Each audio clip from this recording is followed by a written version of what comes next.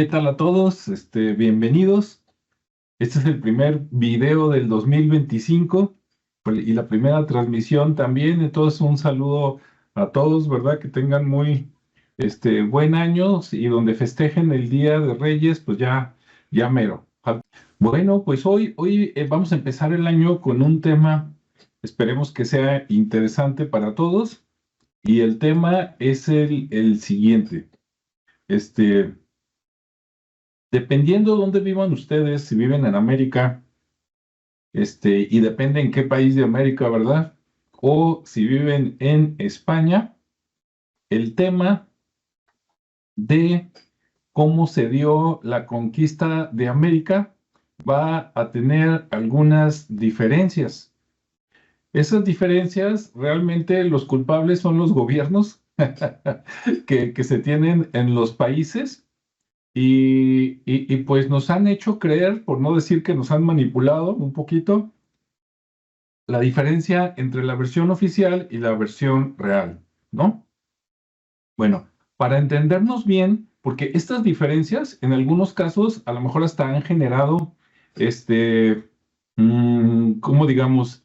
Sentimientos encontrados, pleitos, puntos encontrados, discusiones, etcétera.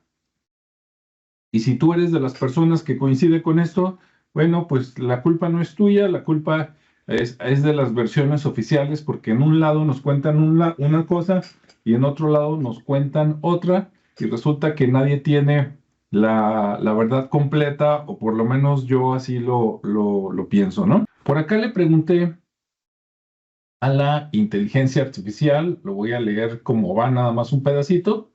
Hay algo que se llama la leyenda negra, ¿no? Entonces le pregunté qué es la leyenda negra y dice, la leyenda negra es un conjunto de estereotipos negativos y exagerados sobre España y su imperio, especialmente en relación con la conquista de América. Dice, se han transmitido durante siglos y pintan a España como una nación cruel, intolerante y opresora. Dice, orígenes de la leyenda negra, dice, desde el siglo XVI, o sea, llegando y haciendo mala fama, ¿no? Dice, las primeras críticas a la conquista española surgieron en la misma época, especialmente por parte de religiosos, o sea, el Vaticano, dice, como Bartolomé de las Casas, quien denunció las atrocidades cometidas contra los indígenas. Y después en los siglos XVII y XVIII, dice, con el declive del Imperio Español y el ascenso de otras potencias europeas como Inglaterra y Francia, ¿no? Bueno, después se me ocurrió preguntar lo siguiente. Digo, ¿qué diferencias hay entre las versiones sobre la conquista de América que se enseñan en las escuelas de México, España y Estados Unidos? Y las respuestas fueron las siguientes.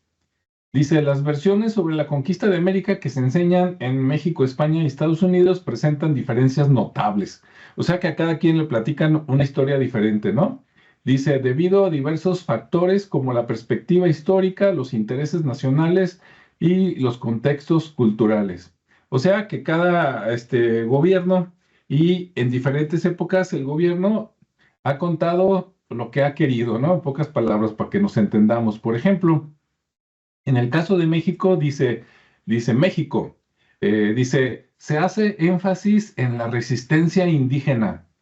Se enfatiza la resistencia de los pueblos indígenas ante la conquista española. Se destacan figuras como Moctezuma, Cuauhtémoc y otros líderes indígenas, resaltando su lucha por defender sus tierras y culturas. Y sí es cierto, ahorita nos van a decir Ricardo y Julio. Punto número 2, todavía de México, dice la conquista como un proceso de opresión, ¿sí? O sea, llegaron para oprimirnos, eso es lo que se enseña, ¿sí? Dice, la conquista se presenta como un proceso de colonización violenta y opresiva, donde los españoles impusieron su cultura, su religión, su sistema económico, causando un gran sufrimiento a los pueblos originarios. Y por último, en el caso de México, dice críticas al sistema colonial. Dice, se analiza de manera crítica el sistema colonial español, sus consecuencias sociales, económicas, culturales y su impacto en la formación de la identidad mexicana. Y nosotros, bueno, por lo menos Ricardo y yo, que estamos en México, pues efectivamente, ¿no? Claro, hay más puntos, ¿no? Pero esos que dicen que se nos da educación de que los pueblos resistieron y vinieron y nos fregaron y que nos oprimieron, ¿sí? Y que se critica mucho lo que pasaba, sí es cierto. Ahora, en España, los mismos 3 puntos, dice, en España se hace énfasis en la expansión del imperio. Pues claro, ¿verdad? Dice, en España la conquista suele presentarse como parte de un proceso de expansión del imperio español, destacando los logros culturales, los logros religiosos y económicos de ese periodo. Obviamente, pues es la historia, digamos, de parte de los vencedores. Y ahorita les voy a decir por qué parte de los vencedores y no los vencedores. Segundo punto, justificación de la conquista. Se suelen presentar justificaciones para la conquista como la difusión de la fe cristiana y la civilización europea, ¿no? O sea, eso es lo que les platican. Ah, es que fuimos a enseñarles la fe. Fuimos a civilizarlos. Y si aquí hay españoles, después que vean este video, coméntenos y díganos si es cierto o no es cierto. Y el tercer punto de España dice menor énfasis en la violencia. Pues claro, ¿verdad? Ni modo que platiquen la cosa, la parte mala. Dice, la violencia de la conquista suele ser tratada de manera más suave, así como que no te fijes mucho en la sangre, y se enfatiza más en el mestizaje y la fusión de las culturas. Sí, o sea, como ellos vinieron, pues obviamente ellos enfatizan eso y acá en México nos platican toda la historia contraria, ¿no? Como que vinieron y nos fregaron, o sea, siéntese a ti.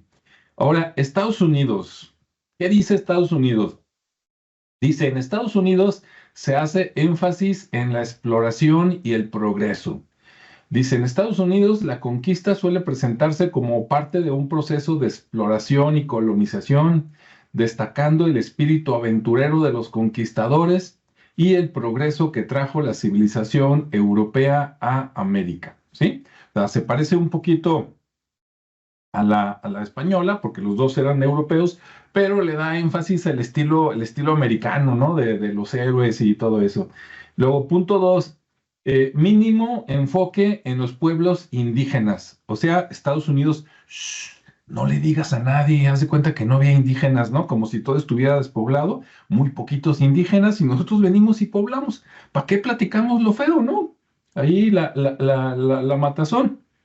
Dice, la perspectiva de los pueblos indígenas suele ser marginalizada, o sea, por allá, ¿sí? El rinconcito, calladito se ve más bonito. Se presta poca atención a las consecuencias negativas de la conquista para ellos, ¿sí? No menciones qué les pasaron a los pueblos indígenas. Y el tercer punto dice, justificación del destino manifiesto.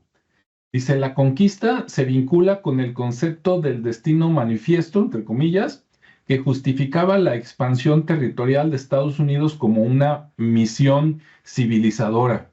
O sea, estos salieron todavía más fregones que los españoles, porque en pocas palabras, casi casi los mandó Dios, ¿no? Perdónenme la risa, pero pues, es que qué ondas, ¿no? De veras que se azotan. O sea, casi casi los mandó Dios para conquistar todo el continente, ¿no? Y después de ahí sale, me imagino que América para los americanos.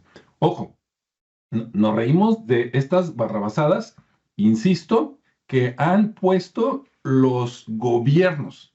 No me estoy riendo ni del pueblo de Estados Unidos, ni del pueblo de España, ni del pueblo de México, ¿no? Nada más es de momento como un comparativo. Ok, hasta ahí le dejo para no echarle más leña al fuego. Sobre esto o sobre algún ejemplo que quieras dar o algo que se escuche mucho, Ricardo, adelante.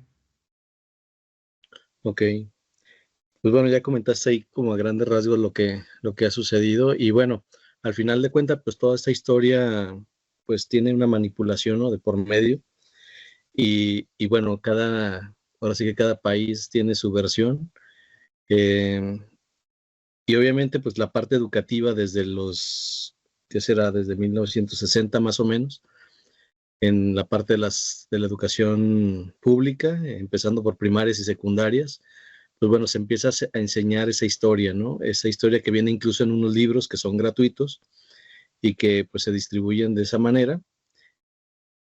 De la conquista, inicialmente en un sentido violento, ¿no? Contra los pueblos indígenas.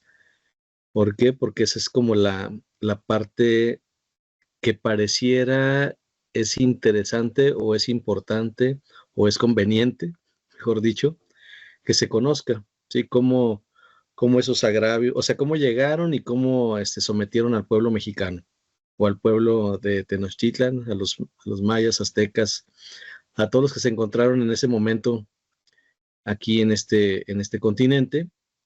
Y bueno, esa es como una de las principales, ¿no? Incluso pues, por ahí se empiezan a generar ciertos personajes como Cortés, la Malinche, y otros tantos, ¿no? Incluso los mismos que vinieron a evangelizar, pues también se empieza a generar una historia totalmente diferente, pero siempre con un sentido de conquista, ¿no? Digo, a pesar de que ya, pues más de 500 años con este tema, pues siempre se veían como de tres formas, ¿no?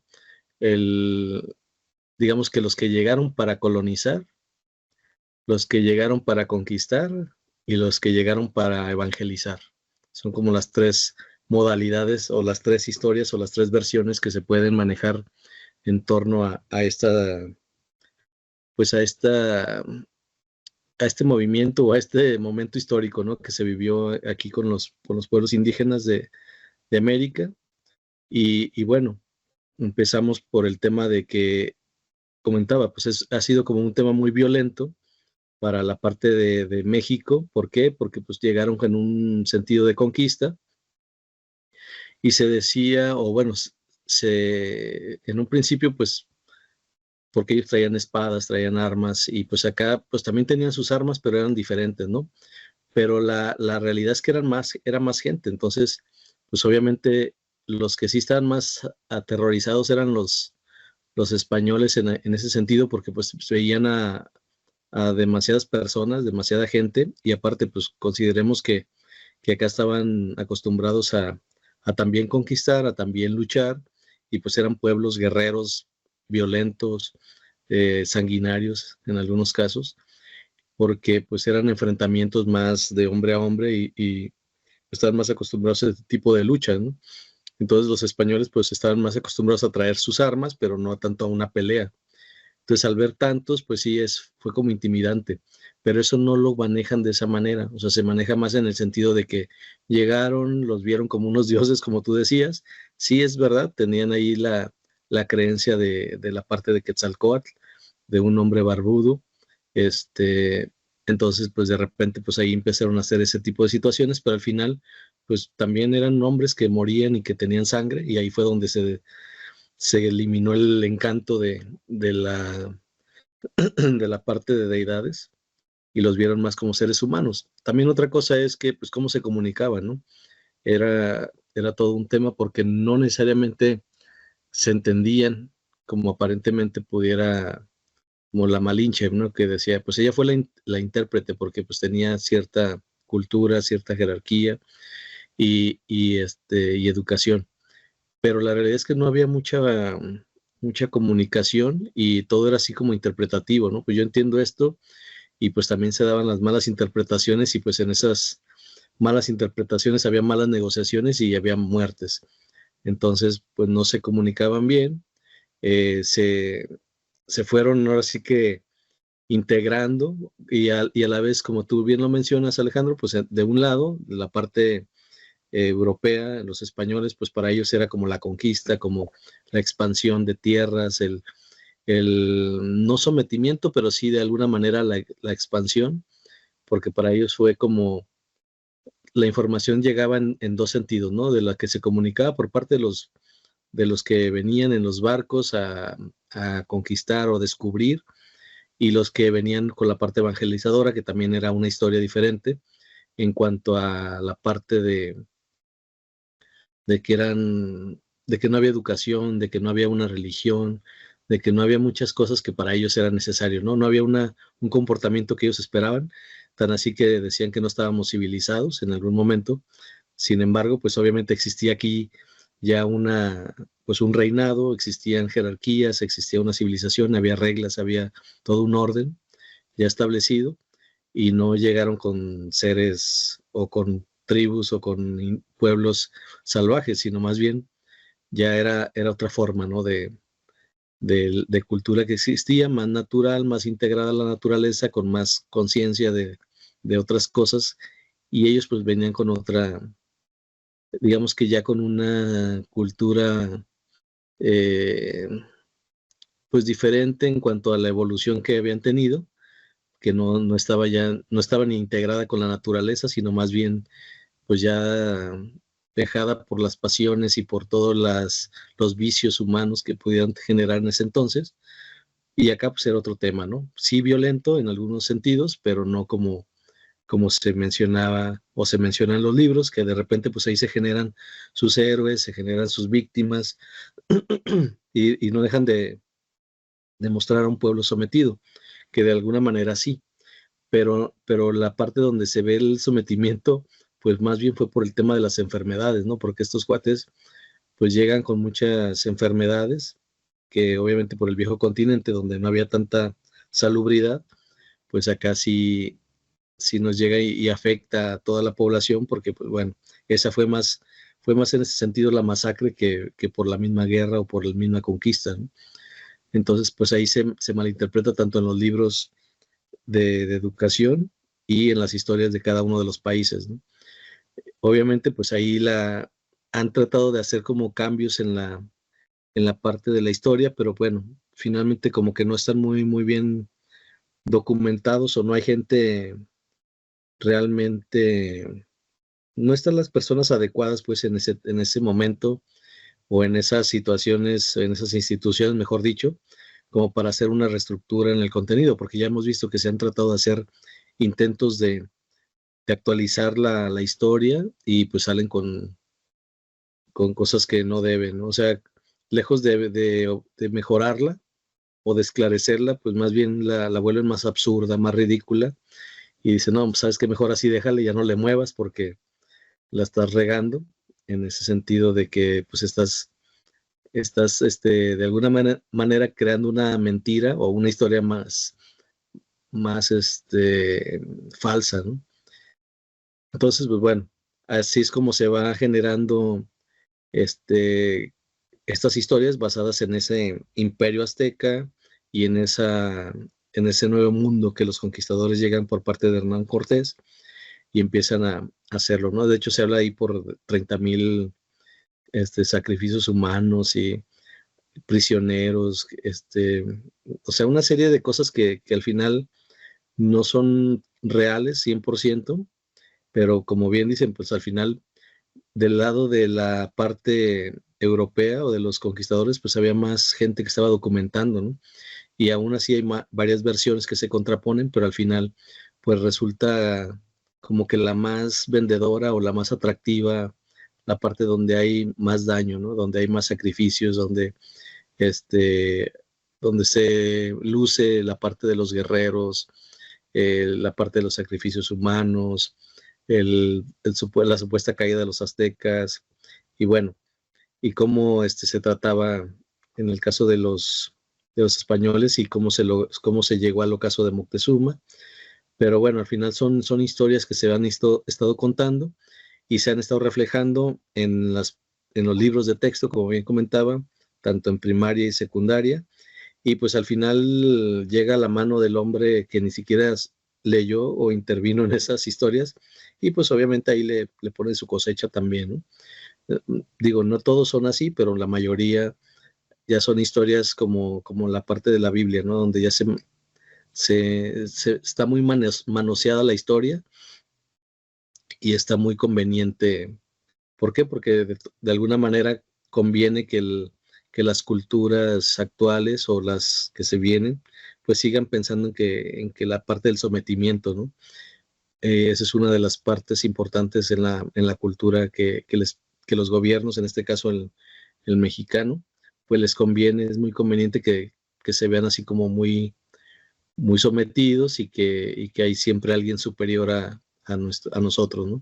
Y bueno, pues como esos libros son gratuitos y son parte de la educación, pues bueno, ahí no se dice mucho porque bueno, pues al final ahí se va generando esa historia que se va transmitiendo de esa manera y se va deformando de alguna otra forma, ¿no?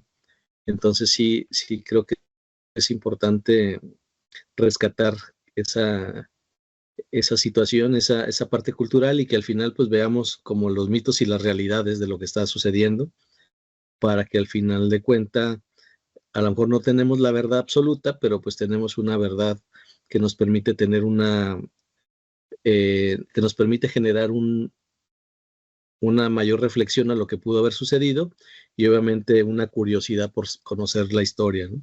La historia que realmente es investigada por nosotros y por gente que tal vez tenga mayor conocimiento y no simplemente por quien nos la está contando, que es como la parte conveniente de esa historia, ¿no? No sé ustedes qué opinan. Por ejemplo, Julio, ¿tú qué opinas?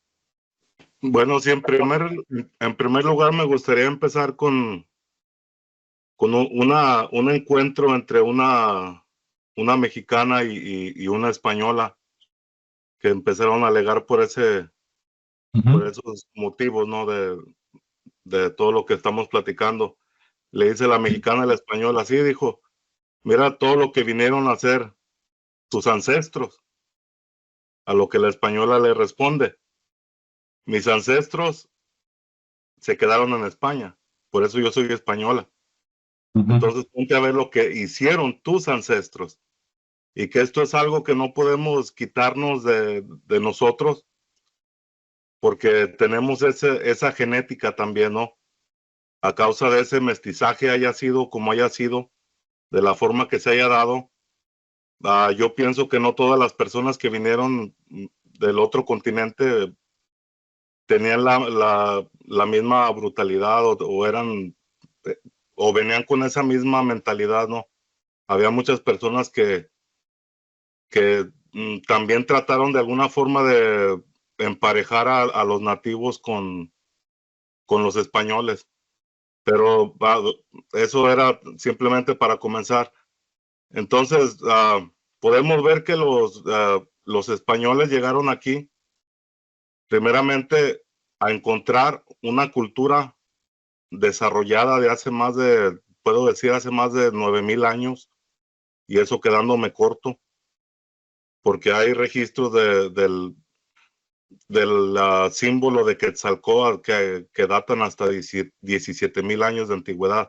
Entonces aquí había una cultura establecida con principios tanto religiosos, culturales, de una forma de gobierno que tenían establecida, porque algo que se vinieron a encontrar aquí los españoles es que en el Anáhuac antiguo, en el México antiguo, existía una educación que era obligatoria y era gratuita, en donde cada niño, de acuerdo a sus capacidades, se le guiaba por el camino, pero todo el tiempo en forma de hacerlo una persona autosustentable.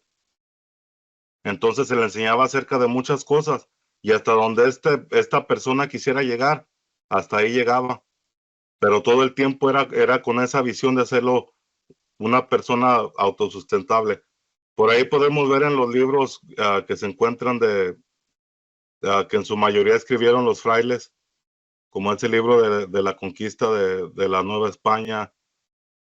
Hay un apartado en donde se narra que los españoles venían llegando a lo que era la gran Tenochtitlán y se quedaron estupefactos al ver la belleza, porque era una blancura, un brillo, una limpieza, una organización donde cada persona estaba haciendo algo en pos de ayudar a la misma comunidad, algo que era desconocido totalmente para estas personas que venían principalmente venían de estar viviendo plagas, enfermedades que por ahí vemos en la historia que acabaron con miles, hasta millones de personas en aquel tiempo, en lo que fue los años del 1500 por ahí. Y aparte también estaban viviendo un proceso que fue muy, muy macabro por allá, que fue la Santa Inquisición, y que precisamente todo eso fue lo que vinieron a traer aquí. Se escudaron en decir que aquí vivían salvajes, que aunque tenían una civilización ya marcada, ya acentuada con todo el orden que tenían, pero ellos decían que adoraban al demonio, porque todos la simbología que ellos veían, ¿no? Que en realidad yo y ninguno de ustedes estuvimos ahí para poder decir que en sí sucedían los sacrificios, porque desde lo que era la religión tolteca, que era la toltecayo o la toltequidad, se apreciaban todos estos valores, tanto naturales como del ser humano. Ahí se hacían los grandes tlatoanis que iban a gobernar en muchas partes del territorio de la náhuatl. Y entonces se me hace algo muy, o sea, muy ilógico de pensar que eran pueblos así guerreristas, que eran sacrificadores, que hay una parte que no se cree muy bien acerca de esto, ¿verdad? Que esto ya ha sido analizado por doctores y que hay estudios por ahí, no recuerdo quién exactamente hizo el estudio, pero esta persona decía que era imposible el poder abrir el torso de una persona sin un serrucho, con un simple cuchillo de obsidiana. Era imposible romper esos huesos, porque son los huesos que están protegiendo las partes más importantes de tu cuerpo, ¿no? Que es tu corazón y tus pulmones. Entonces decía que era algo ilógico el pensar que con un cuchillo de obsidiana lo podían hacer. Y por ahí queda también el conocer que muchas veces esto que era llamado como la Guerra Florida, que era lo que se les achacaba a los aztecas, que a lo mejor también no quiero ir a todo por un lado, sino llevar una neutralidad, que a lo mejor los aztecas sí eran más de ese pensar de sacrificio, ya que eran un poco menos intelectuales que el resto de los grupos que vivían ahí, que hasta las personas que estudian el náhuatl, ellos saben que todo lo que fue dejado por los aztecas o mexicas es una forma del lenguaje, pero muy por debajo de lo que eran los otros grupos, porque este lenguaje era algo especial, era como una forma de recitar, se les enseñaba cómo hablar en público. Entonces eran muy buenos para hacer conferencias, para llamar la atención, porque era una forma como cantada, melódica, y de una forma, una palabra dulce, que era también como llamaban ellos, que era la forma de expresar. Entonces estos mexicas no tenían esa cultura. Es como si empezara. Y estas personas llegaron aquí y no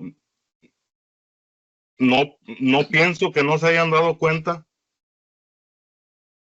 o si se dieron cuenta, no les importó, o si no es que eran personas muy ignorantes que no supieron reconocer una civilización como la que estaba aquí, que tan solo no eran el solo territorio de México, sino que la náhuatl comprendía, de acuerdo a la tradición oral, desde Nicaragua, que Nicaragua significa o era conocido anteriormente en náhuatl como Nicac Aguac, como hasta aquí el Anáhuac, y que en su parte norte se extendía hasta lo que era el sur de Canadá, y que hay pruebas que yo he podido ver a lo largo de todo este tiempo que he estado investigando acerca de culturas ancestrales, y sí había una conexión entre estos pueblos, que no es que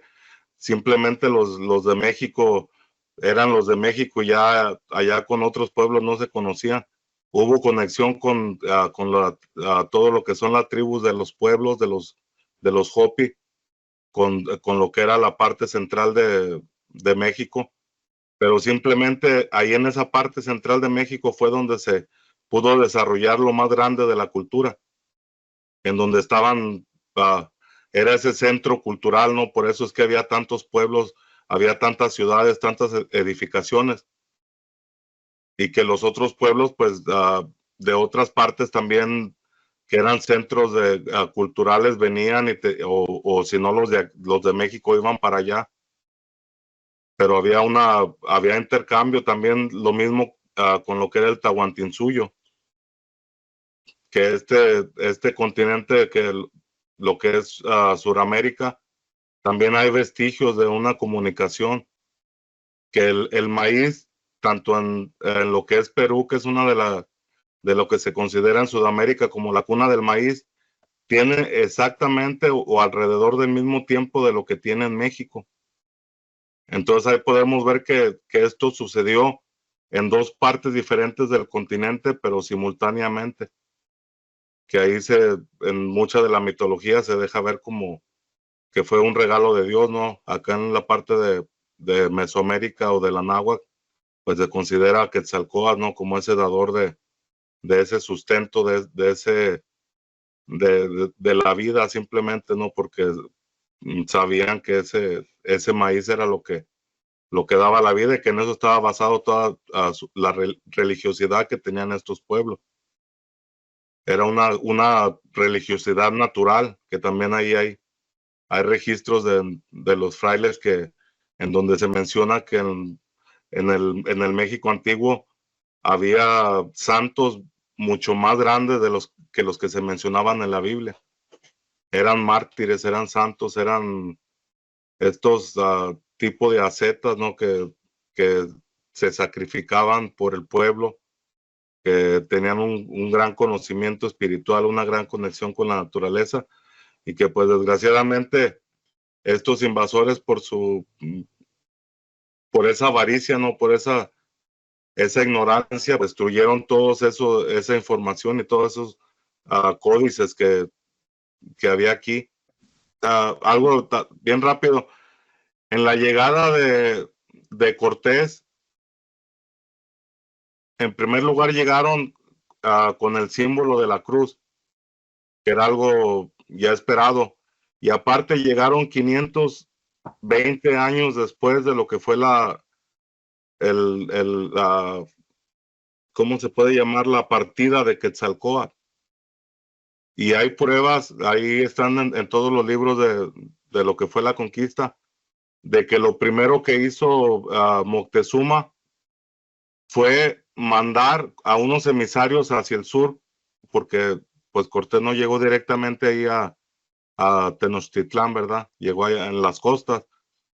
Y ya cuando se dio cuenta, cuando le dijeron, él pensaba que era el regreso de Quetzalcóatl, porque antes de eso había habido señales que se habla de 2 eclipses y el paso del cometa Halley, y que esto fue lo que tenía Moctezuma ya, pues ya esperando este regreso, ¿no? Y que ahí manda a los emisarios para que le entreguen todo el atuendo, todo el ajuar de Quetzalcóatl a Hernán Cortés. Entonces ahí se podía ver también que había un tipo de mucha superstición, o estaban muy arraigados a lo que era la profecía, porque esto era parte de una profecía también. Muy bien. Ahora, para que se den una idea, las personas que nos están viendo o escuchando, miren, yo vi en días pasados un canal español que sigo mucho, ahorita no voy a decir cuál es el nombre. Lo que leí yo hace rato de la versión mexicana, la versión española y la versión norteamericana, ahí me di cuenta que que sí estaban, que nos platicaban diferentes versiones de la historia, ¿no? Dependiendo dónde vivas, y que la verdad no está en ninguno de los tres lados, sino por ahí en algún lugar, entre la revoltura y lo que se perdió, porque como dijo Ricardo, ¿verdad? O Julio, pues nosotros no estábamos ahí. Yo quiero mencionar algo, ¿no? Para que nadie se esponje. Miren, la diferencia entre la versión oficial y la versión real, así de fácil, ¿no? A estas alturas de la vida, pues todo el mundo ya sabe lo que pasó a finales del 2024 en Valencia, España, ¿no? Allá que llegó la gota fría y que, bueno, ya saben todos la historia, ¿no? Que gracias a la destrucción de presas, etcétera, pues por ahí se murió mucha gente, ¿no? La versión oficial es como que murieron 207 personas, pero resulta que hay miles de desaparecidos que nunca van a aparecer, ¿no? Que prácticamente, pues también son fallecidos. Ahora, ¿qué dice el gobierno y qué dice la gente? Nada que ver, ¿verdad? Entonces, si ahorita en el 2024-2025 hay esa diferencia en un mismo país, en una misma región, entre lo que dice el gobierno oficial en el poder y lo que realmente sucedió, ¿usted cree que no haya diferencias entre lo que nos dicen y lo que realmente pasó hace más de 500 años? Fácil. Si ahorita nos mienten, ¿usted cree que antes era muy buena gente? Yo creo que no, pero bueno. Ahora, para que se den una idea, como les decía, del canal español que sigo por ahí, decían, no, es que llegaron a tierras de caníbales, ¿no? Los antepasados españoles. Y bueno, eso suena a que todo México o toda América eran caníbales, ¿no? De hecho, si ustedes les preguntan a la inteligencia artificial sobre qué evidencias hay de caníbales, pues prácticamente te dice que había unos rituales de canibalismo, entre comillas, pero eran los que a veces y en cierto momento, no siempre, hacían los mayas y los aztecas cuando había, digamos, una guerra y que mataban al enemigo, y cuando el enemigo era como muy formidable, después de matarlo, digamos que lo hacían pozole, pues, para que nos entendamos rápido, y se lo comían para tratar de adquirir esa fuerza o eso que tenía el enemigo vencido, ¿no? Pero bueno, hasta donde yo sé, así es. Que haya habido casos en algunos lugares, no lo dudo, pero eso no es exclusivo de México si ustedes buscan en otras culturas en el mundo más atrás. Pero bueno, vuelvo a lo mismo. Ahora, los mayas son una cultura que existía desde 2000 años antes de Cristo, si no es que un poquito más. Y ahí va una sorpresa para todo el mundo. Bueno, mi punto de vista, claro, ¿verdad? Pueden no compartirlo Ricardo, ni Julio, ni nada. Si nos vamos a la gente, al pueblo maya, no a los gobernantes, no a los guerreros, si nos vamos al pueblo maya, el pueblo maya hasta la fecha sigue existiendo en México. Váyanse a Quintana Roo, váyanse a Yucatán, váyanse a Chiapas y siguen hablando mayas y dialectos mayas. O sea, el pueblo maya, los descendientes mayas siguen existiendo, cosa que no sucedió, digamos, con los aztecas o los mexicas, ¿no? Porque pues hubo la guerra, acabaron a la mayoría y luego se mestizaron, etcétera. Pero si ustedes van al sur de México o a Guatemala o a Honduras, allá siguen, tú vas, es más, ves a la gente físicamente y ves los labrados ahí jeroglíficos mayas y son los descendientes y todavía hablan algunas de esas lenguas. Que ya no tengan a lo mejor la espectacularidad, que ya no hagan pirámides, que ya no sepan qué onda con sus gobernantes. Bueno, esa es otra historia, ¿no? Pero es como si habláramos, para que nos entendamos bien, de los fundadores, ¿no? Allá George Washington en Estados Unidos y ahora habláramos de Donald Trump. O sea, dices, no, pues son los mismos, son los descendientes, ¿verdad? Entonces no se acabaron. Y los mayas, desde mi punto de vista, otra vez, muy, muy personal, yo el imperio, bueno, el imperio maya o los mayas los veo en tres etapas. Una etapa donde se desarrollaron y adquirieron todo lo bueno, ¿no? Que el cero, cómo hacer pirámides, etcétera, etcétera. Y una segunda etapa donde se volvieron más espectaculares, pero que desgraciadamente se hicieron guerreros. Y entonces empezaron a pelear entre unos reinos y otros, entre ellos mismos por codicia, como los gobernantes actuales, y después empezaron a acabar también con parte del ecosistema y se los llevó pifas, ¿no? Por eso valieron churro, mi punto de vista, ¿no? Que si alguien dice que se los llevaron los extraterrestres, pues yo no sé.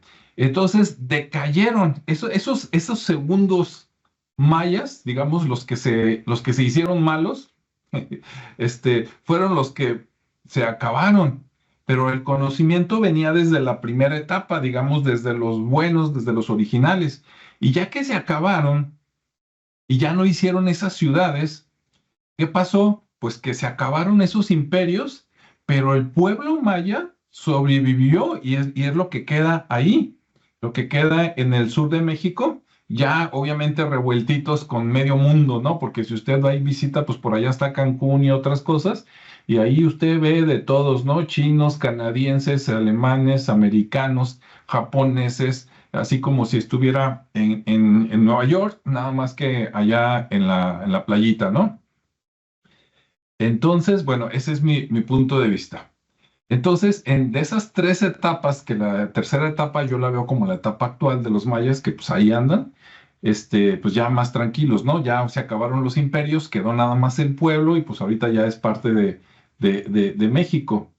Entonces, en esa segunda etapa es donde perdieron el rumbo, yo así lo veo, ¿verdad? A lo mejor alguien lo ve de otra manera. Y en esa segunda etapa, ciertos reinos mayas, porque había muchas ciudades, ciertas ciudades mayas, eran a lo mejor los que hacían esas barbaridades en ciertos momentos y por ciertas razones, pero no era de que todo el día ahí estuvieran cenándose a los vecinos o a ver qué, nada que ver, ¿no? Con los aztecas igual.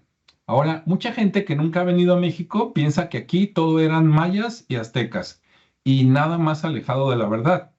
Déjenme decirles, estaba buscando por acá información. Miren, actualmente, a lo mejor me equivoco, pero aquí en México, el territorio de la República Mexicana está dividido en, creo que son 30 estados, más o menos, a lo mejor me equivoco, pero somos más o menos 30 estados, ¿no?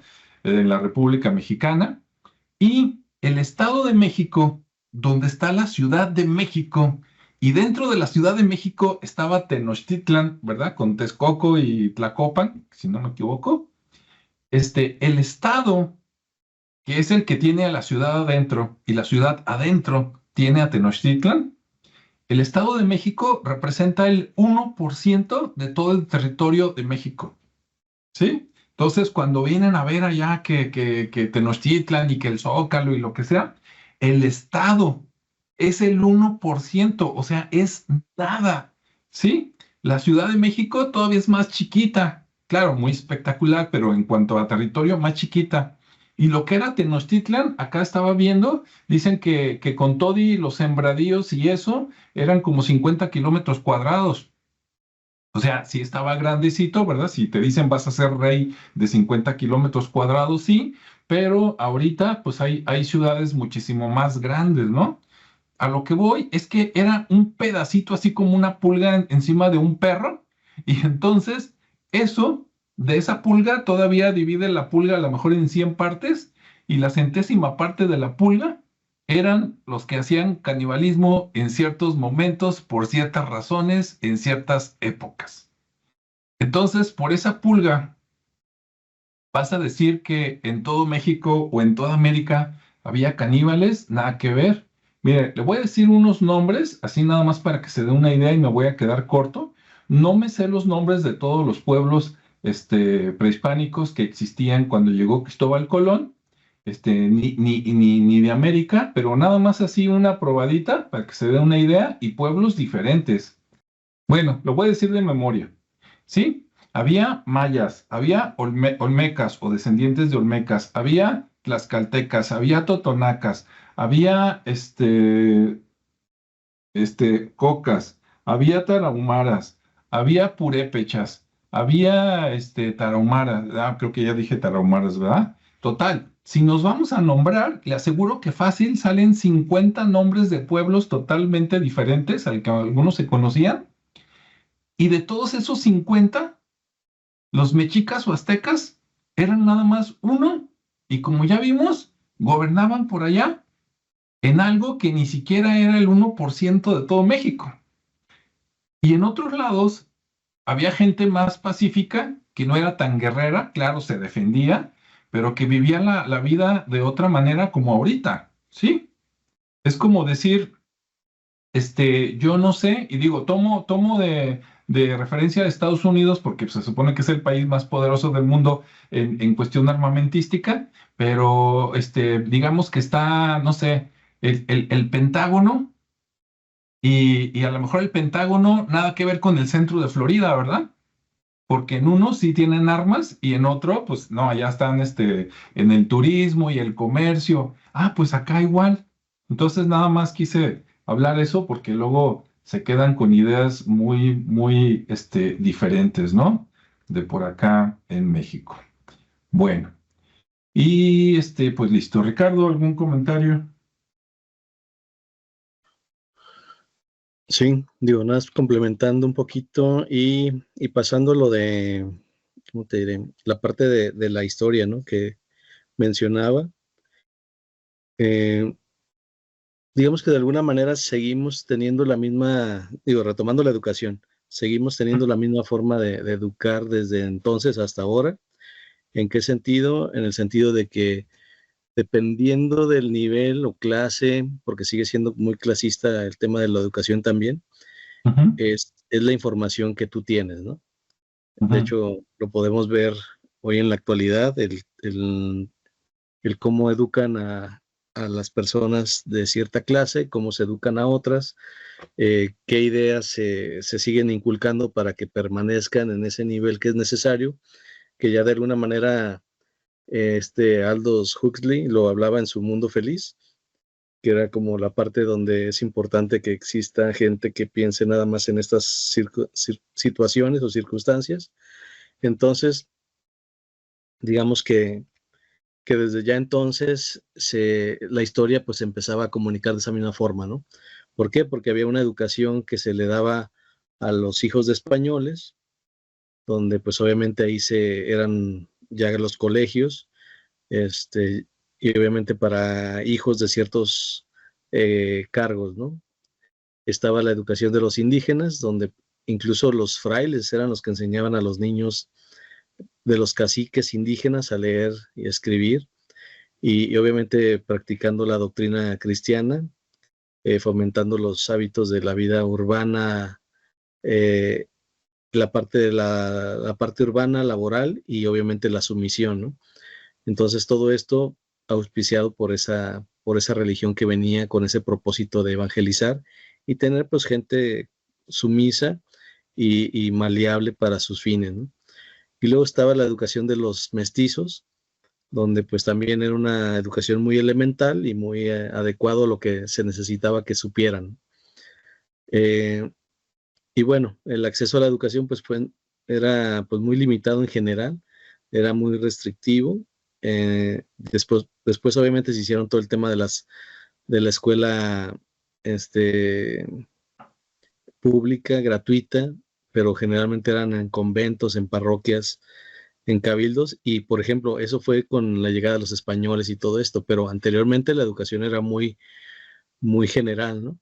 No había, sí había diferencias porque pues había gente que tenía talentos para ser guerreros, otros para ser astrólogos, otros para la cosecha, entonces era en ese sentido, ¿no? La educación y obviamente sí la historia de sus antepasados y todo, pero ya con la llegada de los supuestos conquistadores, pues se da ese tipo de clasificación en la educación y se vuelve más organizada para fines de lo que se necesitaba. Pues obviamente también está la parte de la organización y del financiamiento que se estaba realizando por parte de la nueva, no de la Nueva España, perdón, de España hacia la Nueva España, y por los estados españoles, donde se empezó a organizar, se financiaba la educación, tanto la superior, y obviamente nada más estaba, la educación superior nada más estaba destinada a sus colonias y en determinadas situaciones, ¿no?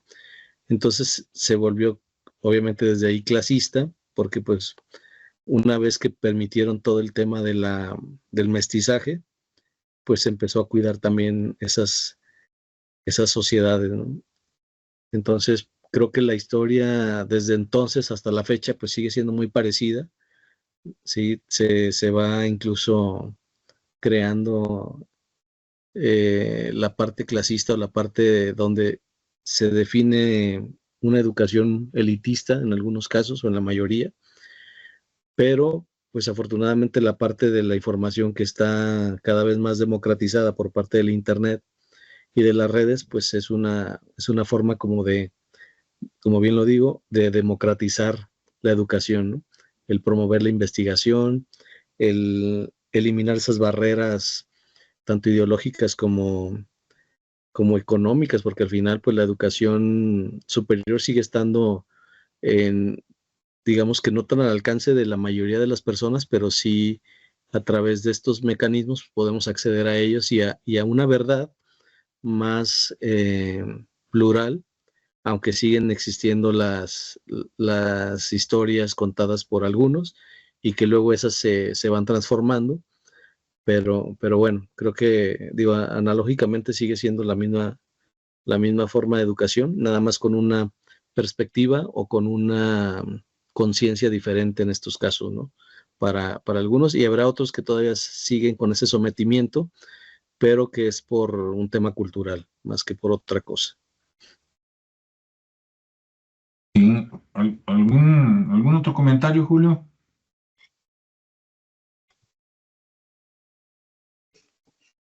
No, pues simplemente, bueno, también aquí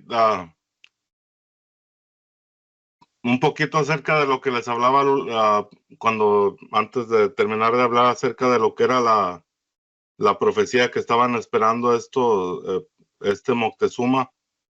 Ajá. Y esa profecía habla de lo que eran dos periodos. Sabemos que todos los pueblos mesoamericanos tenían una forma de ceremonia que era cada 52 años, que era la ceremonia del Fuego Nuevo, que esto se celebraba cuando la constelación de las Pléyades estaba en el cenit de la Tierra o del sistema solar, y que de acuerdo a lo que ellos conocían, eso garantizaba otro periodo más de 52 años de vida en la Tierra, ¿no? Es como si fuera una forma profética de ver cuándo vendría el tiempo final o lo que era el desenlace de las profecías.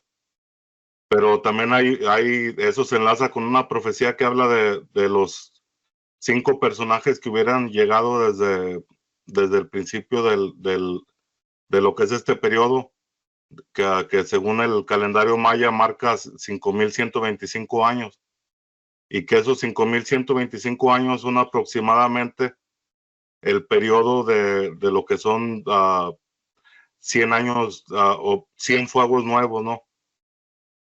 Entonces, ellos esperaban que a lo que es la mitad del periodo de 20 años nuevos,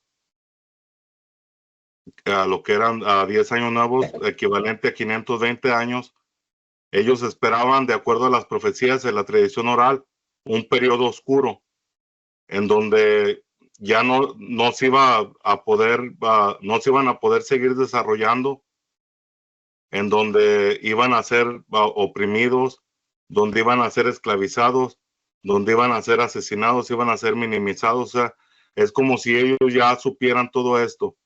Entonces, se dice que todos los sabios fueron guardados, así como muchos de los códices más importantes de lo que era todo este conocimiento, ¿no? porque ellos ya sabían de antemano que todo el conocimiento iba a tratar de ser destruido. Entonces, estos sabios lo que hicieron fue actuar de acuerdo a lo que este nuevo sistema requería, porque se les advirtió que si se querían poner rebeldes o en contra, iban a ser exterminados totalmente. Entonces, esta profecía marca desde lo que fue el 1521, que fue ese año de los 10 fuegos nuevos, y que al terminar el periodo de 520 años, que si nos ponemos a hacer cuentas de 1521 más 520 años, llegaríamos a 2001, más o menos a lo que es el 2021. Que este periodo sería lo que el calendario marca como la entrada o el principio de lo que es el sexto sol. Es un periodo de transición que ocurre entre cada era que está marcada en los calendarios o ruedas del sol de Mesoamérica, que no tan solo está en lo que se conoce como el calendario maya, que eso también está plasmado en la piedra del sol de Azteca o Mexica, que ellos también tenían una.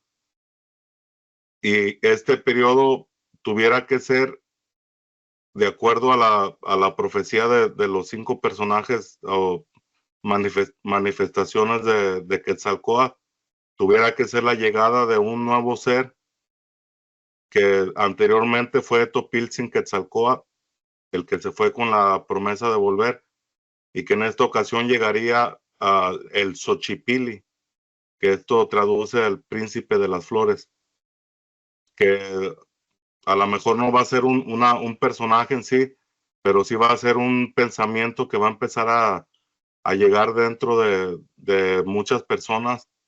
Se habla principalmente de lo que es el territorio de la náhuatl, y que yo pienso que aquí en lo que pues hace uno en el compartir, de alguna forma ya se está cumpliendo esa profecía, ¿no?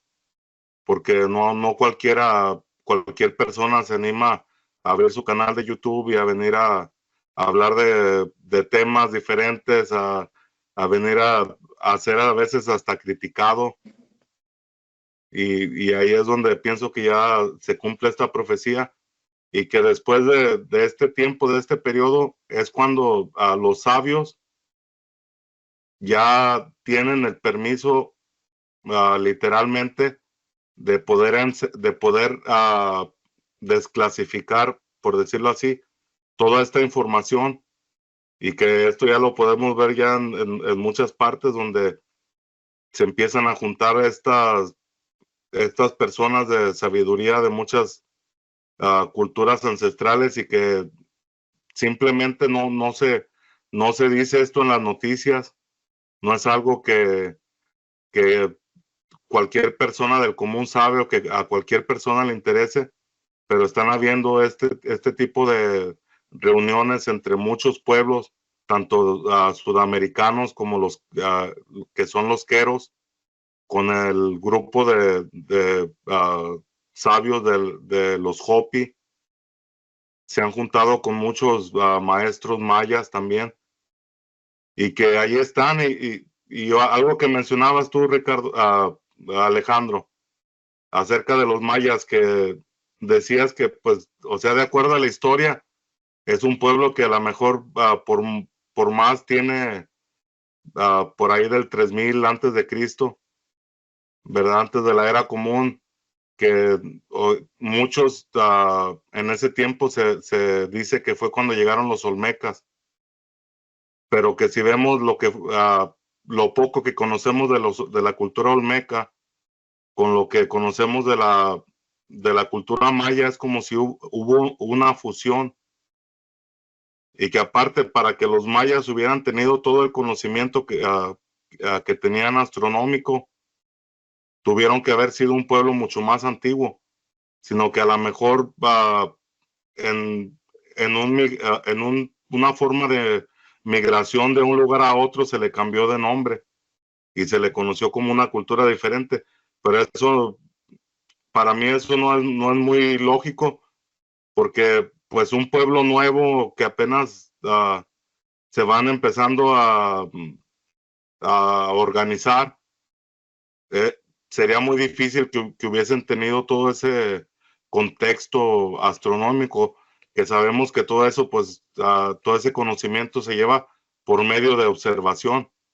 Entonces, para haber comprendido esos ciclos que ellos comprendían, tuvieron que haber tenido una información muy vasta o muy antigua, ¿no? Ya sean escritos o en grabados en piedra, como haya sido, o en sus mismos templos, ¿no? Que también ahí refleja mucha de la información que ellos conocían.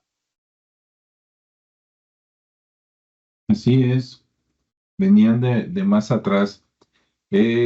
Bueno, para ir un poquito cerrando, le mandamos un saludo a Rodrigo García, que a lo mejor nos está escuchando.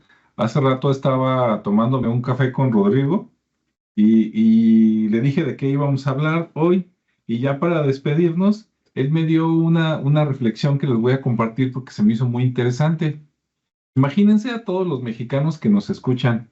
Si nunca nos hubieran dicho en la escuela de que, tú eres descendiente de los vencidos, ¿no? O sea, siéntete fregado y divide y vencerás para que te sientas de que la vida te debe algo, ¿no? Y etcétera, etcétera.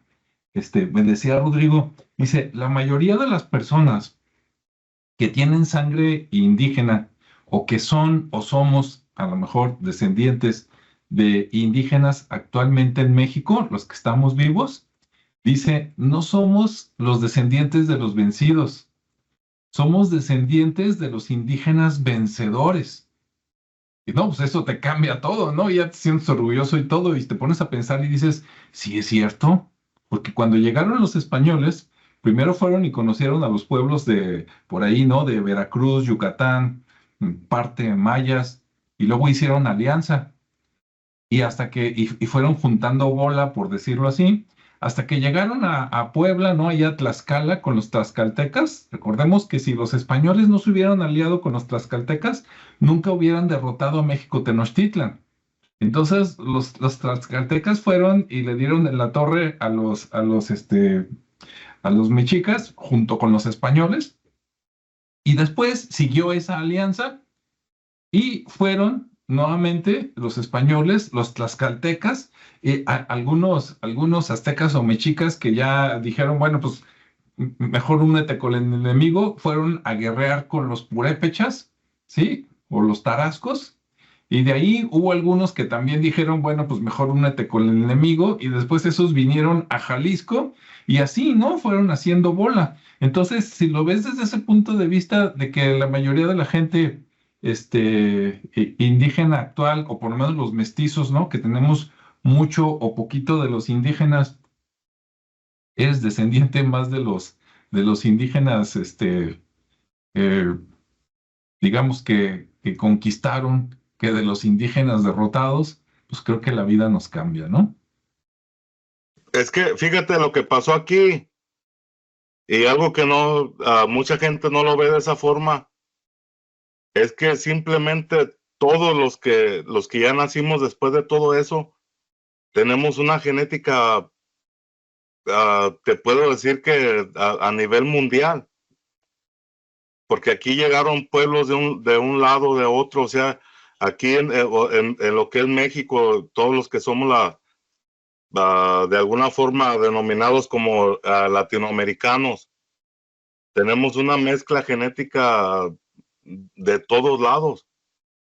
Tenemos europea, africana, asiática, o sea, tenemos todo, y aparte la más importante, que es nuestra genética madre, que es la nativoamericana, ¿no? Que es esa raza roja. Aunque ya no parezcamos, ya no tengamos muchos los rasgos, es innegable que está dentro de nosotros, ¿no? A lo mismo que la sangre europea de los conquistadores que llegaron ya sea de España, que hayan sido muchos, dicen que eran los sefarditas, que era un grupo de judíos que fueron expulsados de lo que era el reino de allá de Castilla, de España. Entonces, tenemos toda la genética de todo el mundo, de los grupos más importantes de las culturas madres de todo el mundo. Entonces, no hay que vivir con ese peso, ¿no? De sentirnos que fuimos conquistados o como haya sido, sino más bien hay que ver todo lo que tenemos de ahí. Así Y es. fíjate, mucha gente, es algo que hace tiempo, o bueno, cuando yo era joven, que era niño en la escuela, había muchos compañeros en la escuela que pues tenían más las características de los nativos americanos Ujú. y se sentían menos, o por su apellido o por su nombre. Y eso era antes, y ahorita no sé si se han fijado que la gente empieza a tomar otra vez, muchas de las personas empiezan a retomar ese orgullo.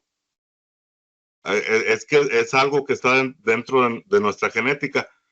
Y hay Así muchos es. que ya ni somos, ni siquiera tenemos una cercanidad en genética con esos nativos, pero muchos que se creen, ya aunque no sean, ellos ya dicen ser ya indios, o sea, no les importa, y ahí vamos viendo que ya van cambiando las cosas, ya empezamos a descolonizarnos. Es lo que, pues más bien, lo que tenemos que hacer, no sea dejar de estar sufriendo por todo eso que pasó y dar ese paso adelante y ser lo que somos. Así es, así de fácil. Fin, sea como sea, venga de donde venga y se vea como se vea usted, siéntase orgulloso. ¿Verdad? Y así vienen de todos lados, digo, también rápidamente, por ejemplo, también los españoles, ellos se revolvieron y conquistaron o fueron conquistados, a ellos también les cayeron los celtas, los galos, los moros, los árabes, también son una revoltura, ¿no? Es que, Entonces, fíjate, si vamos a lo que es a toda la mitología de ujú. cuando era el principio en los mitos de creación de todos los pueblos, tanto en la Biblia como en los Hopi, en los toltecas, mexicas, todo, era el tener migraciones, el expandirse y seguir creciendo como humanidad, ¿no? O sea, ese era el, como el trato, ¿no? Como la forma, el designio que se les dio como información, que era lo que tenían que hacer, porque de acuerdo a lo que es a todas las profecías de los soles, en el sexto sol, si de acuerdo a lo que vimos, ya entramos a ese periodo de transición hacia el sexto sol, se tiene que empezar a formar una humanidad diferente. Otra revoltura. No es que ese mismo sol, tanto ya con la revoltura, Sí. ese mismo sol va trayendo energías, o sea, somos seres que vivimos del sol. Ese sol va trayendo energía y va haciendo esa evolución dentro de los seres. Entonces estamos en un proceso de cambio de acuerdo a lo que marcan estas profecías de la tradición oral, ¿no? Que también es algo que no se tiene muy contemplado por arqueólogos o historiadores, ¿verdad? Que esto ya es algo que el que crea y el que no, pues simplemente que no escuche. Así es. Pues bueno, ya para cerrar alguna despedida, deseo de año para todo el mundo o algo así. A ver, Ricardo.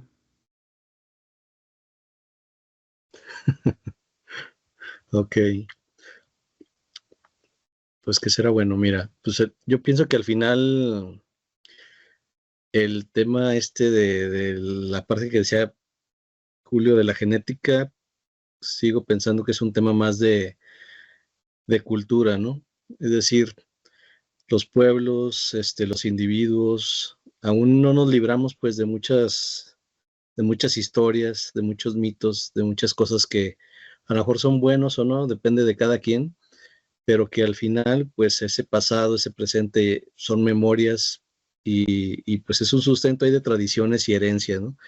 Entonces, como toda raíz de la rutina y hábitos que nosotros asumimos y adoptamos como parte de nuestras creencias, considero que ese libre albedrío o esa libre elección y lo que decía, la parte de ser más, de tener la información más a la mano, no nos, no nos limita. Al final, la circunstancia en la que vivimos no define quiénes somos. Por lo tanto, considero que esa historia que nos han vendido, pues es una historia, ¿sí? El adoctrinamiento que hemos vivido desde el cine de oro, por ejemplo, más contemporáneamente, pues sigue siendo la misma, pero con otra situación, ¿no? Todo va a la emoción, todo va al subconsciente. Entonces nos hemos comprado una historia que al final ni ha sido nuestra y que nos limita en el contexto de la historia que nos han contado. Entonces, pues abramos ahora sí que nuestra mente y seamos curiosos por entender otras historias, por crear nuestra propia historia y no vivir de las historias pasadas que han sido derrotistas o a lo mejor muy exitosas, pero que al final de cuentas son una limitante, ¿no? Y esa limitante no la estamos imponiendo nosotros mismos. Por lo tanto, seamos conscientes de cuáles son nuestras limitaciones y busquemos, mejor dicho, superarlas y ahora sí que no tener límites en ese contexto, ¿no? Básicamente lo que yo opino.